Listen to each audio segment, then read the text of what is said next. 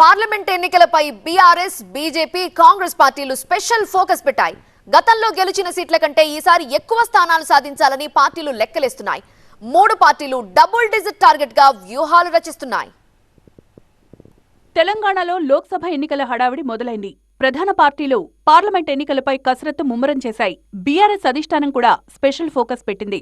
ఇప్పటికే లోక్సభ నియోజకవర్గాల వారీగా సమీక్షలు చేశారు బీఆర్ఎస్ వర్కింగ్ ప్రెసిడెంట్ కేటీఆర్. వచ్చే నెలలో ఎన్నికల షెడ్యూల్ విడుదలవుతుందన్న ప్రచారంతో గులాబీ బాస్, ఎంపీ అభ్యర్థులపై కసరత్తు మొదలుపెట్టారు.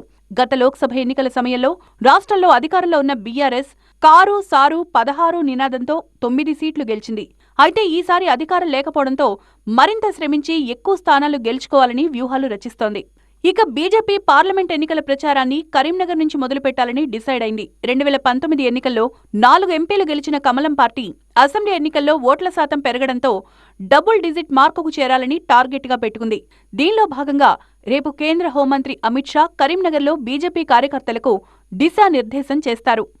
28వ తారీఖు ఉదయం పాలమూరులో కరీంనగర్ పార్లమెంటు నియోజకవర్గ స్థాయి కార్యకర్తల సమావేశాన్ని కరీంనగర్లోని ఎస్ఆర్ఆర్ డిగ్రీ కళాశాల గ్రౌండ్లో ఏర్పాటు చేయడం జరుగుతున్నది.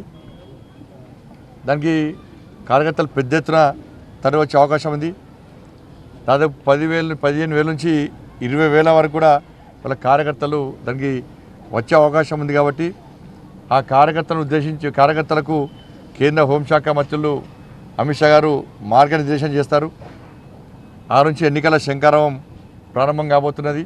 మరోవైపు కాంగ్రెస్ పార్టీ కూడా టార్గెట్ ఫిక్స్ చేసుకుంది. అధికారంలోకి వచ్చినప్పటి నుంచే లోక్సభ ఎన్నికలే టార్గెట్ గా దూసుకువెళ్తోంది.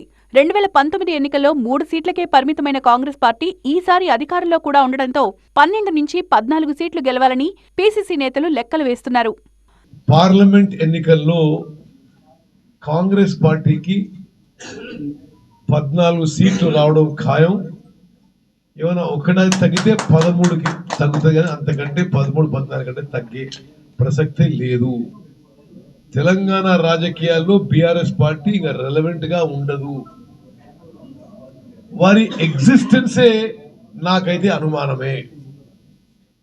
మరి పార్లమెంట్ ఎన్నికల్లో వాళ్ళు 1-2 స్థానాలకు పరిమితమై ఆ తర్వాత క్రమంగా క్షీణించిపోతారు. తెలంగాణలో మొత్తం 17 లోక్సభ స్థానాలు ఉండగా బీఆర్ఎస్, కాంగ్రెస్, బీజేపీల మధ్యే ప్రధానంగా పోటీ ఉండనుంది. అయితే ఇప్పటికే టార్గెట్ ఫిక్స్ చేసుకున్న 3 పార్టీలు త్వరలోనే అభ్యర్థులను ప్రకటించేందుకు కసరత్తు చేస్తున్నాయి.